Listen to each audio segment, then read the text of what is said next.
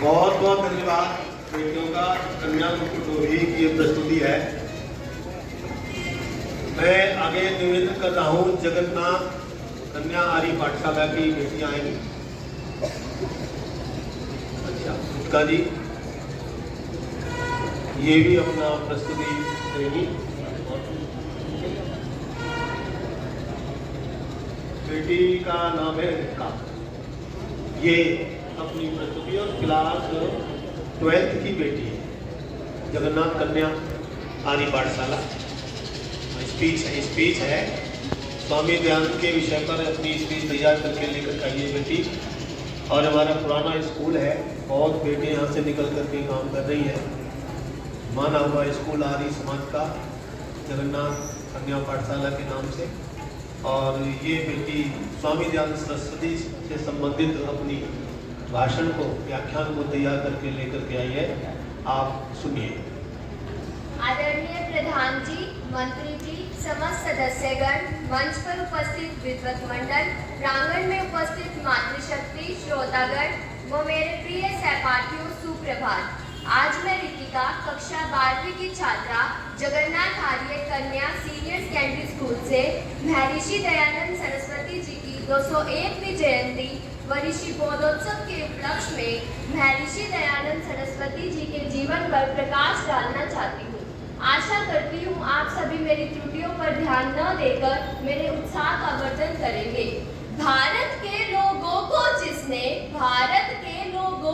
जिसने वेदों का मार्ग दिखलाया, भारत माँ का वह लाल स्वामी दयानंद सरस्वती कहलाया। स्वामी दयानंद सरस्वती जी का जन्म 12 फरवरी सन 1824 को गुजरात के टंकारा नामक स्थान पर हुआ था। उनके बचपन का नाम फूलशंकर तिवारी था। उन्होंने अपनी प्रारंभिक शिक्षा संस्कृत में प्राप्त की और बिल्कुल कम समय में उन्होंने संस्कृत पर पूर्ण अधिकार पा लिया।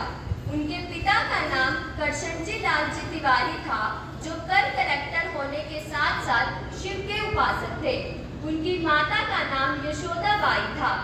एक बार उनके पिता ने उन्हें शिवरात्रि के अवसर पर व्रत रखने तथा रात्रि भर जागने के लिए कहा। तब उन्होंने व्रत भी रखा और वे रात्रि भर जागे भी।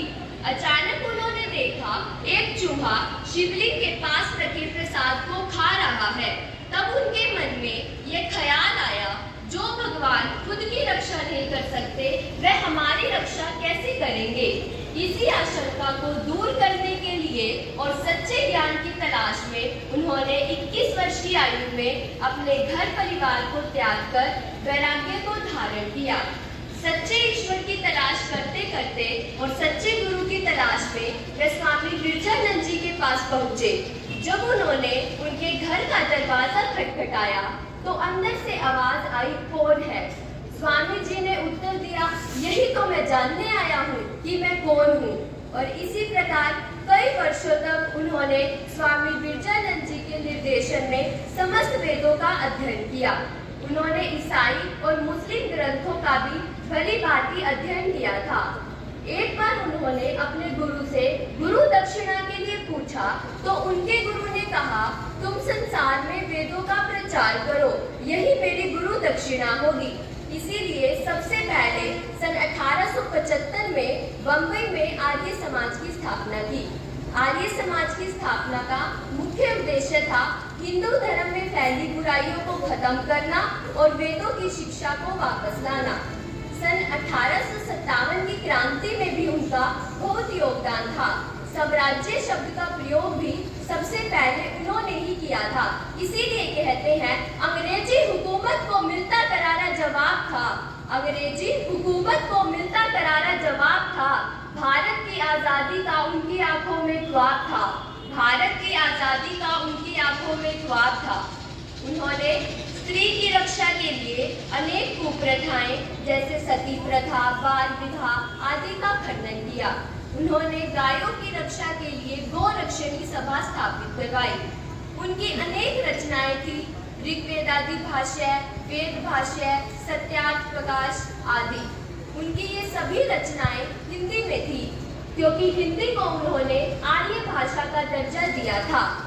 सन 1886 में उन्होंने DAV यानी दयानंद एंग्लो वैदिक कॉलेज व विद्यालयों का निर्माण करवाया। इन विद्यालयों व कॉलेजों में वेदों को बड़ी गहनता से पढ़ाया जाता था। उनके मुख से निकले कुछ शब्द थे कि तुम संसार को सर्वश्रेष्ठ दो, तुम्हारे पास सर्वश्रेष्ठ लौटकर आएगा।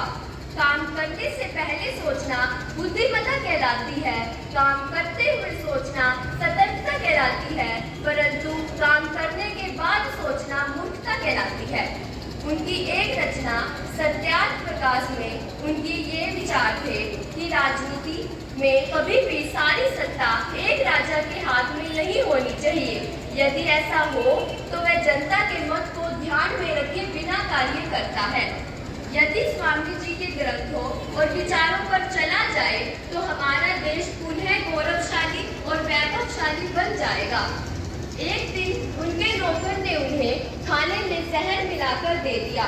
जब उन्हें यह पता चला तो अपनी दया और नम्रता का परिचय देते हुए उन्होंने उससे कहा कि तुम यहाँ से भाग जाओ। यदि लोगों ने तुम्हें देख लिया तो वह तुम्हें मार देंगे और ये मैं नहीं चाहता। उसी दिन 30 अक्टूबर सन 1883 को दीपावली के अवसर पर उनका शरीर पंच तत्व में विलीन हो गया। उनके मुख से निकले अंतिम शब्द थे, हे प्रभु, आपने अच्छी लीला की, आपकी इच्छा पूर्ण हो। ऐसे महान व्यक्ति के बारे में जितना कहा जाए उतना कम है, इसीलिए अपनी वाणी को विराम देते हुए इतना ही कहूंगी। 12 फरवरी को गुजरात में जन्मे वे महान समाज सुधारक हमारी सामाजिक बुराइयों को खत्म करते हुए बने हमारी संस्कृति के प्रचारक। धन्यवाद।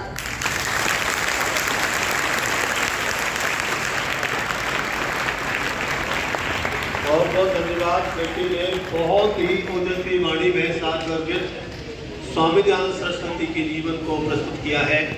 बेटी के लिए शुभाशीर्वाद और जिन्होंने तैयार कराई है उन टीचरों के लिए भी बहुत बहुत धन्यवाद है।